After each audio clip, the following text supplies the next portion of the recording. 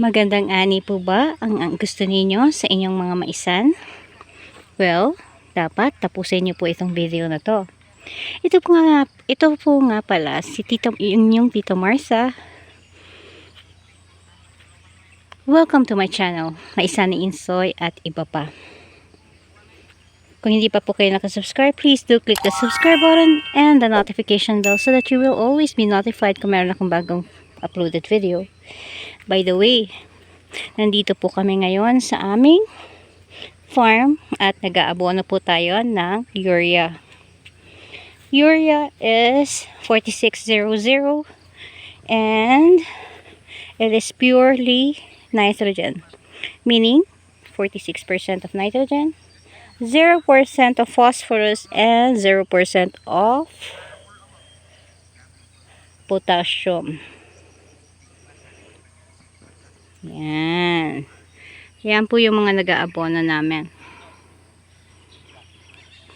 By the way, pag kayo po ang nag-aabono ng urea, siguraduhin ninyo po na basa po ang inyong lupa. At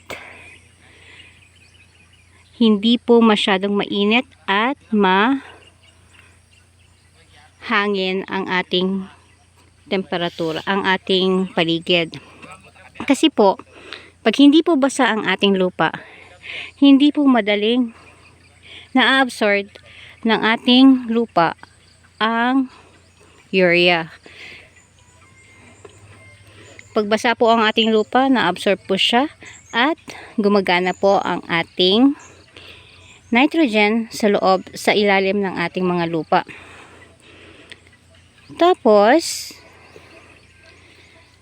pag mainit po at hindi basa ang ating lupa, automatic po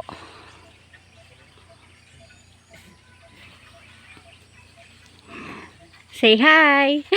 Ayan po ang aming mga gwapong nag-aabono. Ayan.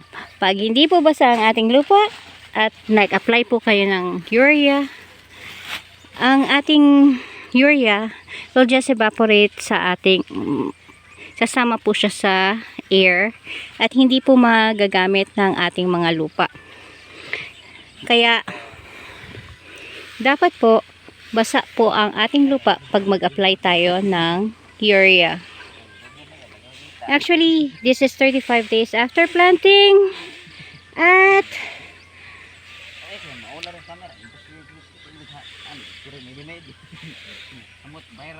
dapat po kasi ang urea is applied 30 to 35 days after planting kasi po during this stage nagpe-prepare na po siya for the reproductive stage and this nitrogen is helping our plant through the photosynthesis process. Kaya mahalaga po na maglagay tayo ng urea during the 30th to the 35th day after planting. Yan.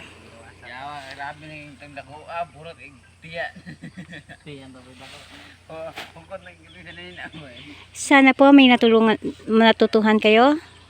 By the way, disclaimer lang po. Everything that is discussed in this video are basically on our experience of 2 decades of planting corn. I am not saying that I am an expert, but ito po yung mga ginagawa namin for 2 decades na po, and yun po, medyo maganda po ang aming ani using this process. Again, this is your Tito Marsa saying happy maisan everyone. Love you all. God bless us all. And have a great day. Thank you for watching.